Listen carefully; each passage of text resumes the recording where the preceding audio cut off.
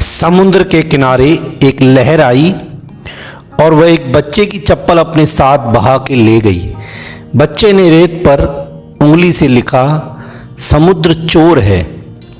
उसी समुद्र के दूसरे किनारे पर कुछ मछुआरों ने बहुत सारी मछलियां पकड़ी और एक मछुआरे ने रेत पर लिख दिया, समुद्र मेरा पालनहार है।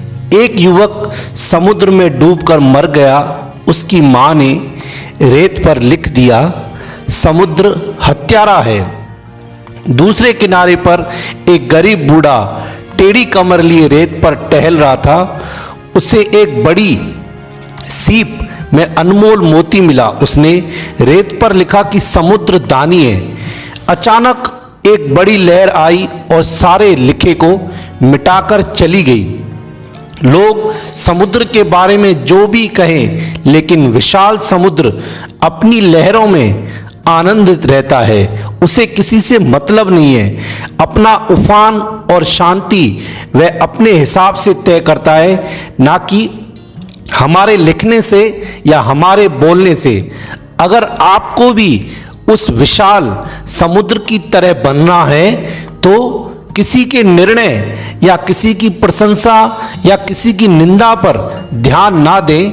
जो करना है, आपको भगवान ने दिमाग दिया है, विवेक दिया है, उस विवेक से उस काम को करो। जो बीत गया उसकी चिंता में न रहे, वो वापस आने वाला नहीं है। हार जीत, खोना पाना, सुख दुख, इन सब के चलते अपने मन को परेशान न करें और ना अपने मन को डामाडोल करें। कई बार इंसान के साथ ऐसी घटनाएं घट जाती हैं कि वह इंसान उस घटनाओं को लेकर अपने जीवन को खत्म कर देता है। नहीं, मन को बिल्कुल भी विचलित ना होने दे। अगर जीवन सुख शांति से भरी होता, सुख शांति से भरा होता, तो आदमी जन्म लेते समय रोता नहीं। जन्म के समय रोना और मरकर रुलाना, इसी के बीच का नाम जीवन है। इसी का नाम जीवन है। कुछ आवश्यकताएं पूरी तो कुछ अभिलाषाएं अधूरी रह जाती हैं। इसी का नाम जीवन है। हमको समझना चाहिए कि अपने साथ जो भी हो रहा है उसमें कहीं ना कहीं हमारी भलाई होती है, पर हम कुछ बातों को लेकर अपने आप को इतना परेशान कर देते हैं, इतना दुखी कर देते हैं कि हम रुक जाते हैं और किसी भी काम में हमारा मन नहीं लगता है। लेकिन आप उस विशाल समुद्र की तरह बनो। कोई कुछ भी कहे, कैसी भी हमारे बारे में बातें करें, हम उन बातों को सुनकर अपने आप को रोक ना दें।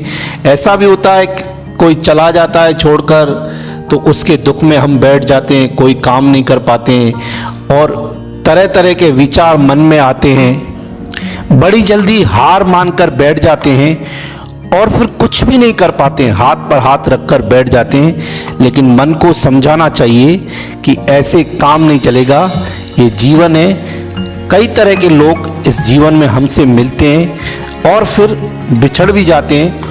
उन मिलने बिछड़ने के चक्कर में हम अपने आप को नहीं रोकें। हम अपने कदम, कुछ दिन उनकी याद आती है, ये बात सच्ची है, लेकिन वहीं रुकना नहीं है। जीवन को, अपने आप को मुरझा कर बैठना नहीं है। जीवन बड़ा सुरमई है और बड़ा सुंदर है। आप अपने आप को समझाकर और अच्छे से अपने जीवन को व्यतीत करें।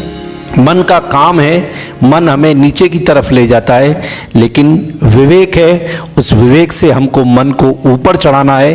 किसी की बातों में ना आकर और ना कोई कुछ बोले तो हम, समुद्र को कोई कुछ भी बोले लेकिन वह अपनी मस्ती से चलता है। ऐसे हमारा जीवन भी उस विशाल समुद्र की तरह होना चाहिए। किसी बात को लेकर हम चिंतित ना हो। कोई कुछ भी बोले, समुद्र को कोई बच्चे ने चोर बोला, किसी ने हत्यारा बोला, किसी ने प्रशंसा भी की, दानी बोला, पालनहार बोला, लेकिन उन सब की बातों को एक तरफ करके एक लहर आई और सब मिटाकर चली गई। समुद्र का कहने का मतलब था कि मैं अपनी मस्ती में रहता हूँ, तुम्हारी बातें सुनकर मैं अपने आप को ना रोकने वाला हूँ, मैं जैसा हूँ वैसा रहूँगा। ऐसे हमको उससे शिक्षा लेनी चाहिए कि हम भी ऐसे रहें, किसी की बातों में आकर हम अपने आप को या किसी बातों को याद करके हम अपने आप को परेशान ना करें, विशाल समुद्र की तरह अपना जीवन बनाएं।